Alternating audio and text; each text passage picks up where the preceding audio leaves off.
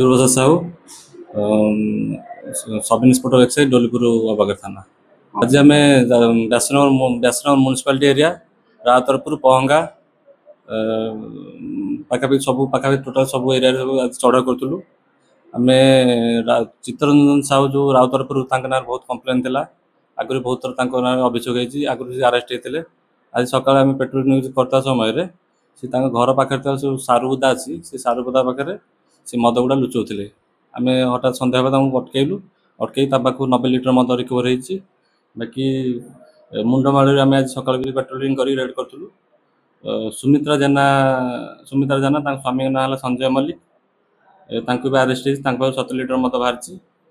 बाकी हुड़ी साई भी आम चढ़ाऊ करूँ व्यासनगर अंचल हुड़ी साई अनिल पात्र पाखर 15 लिटर देशी मद जबत होती।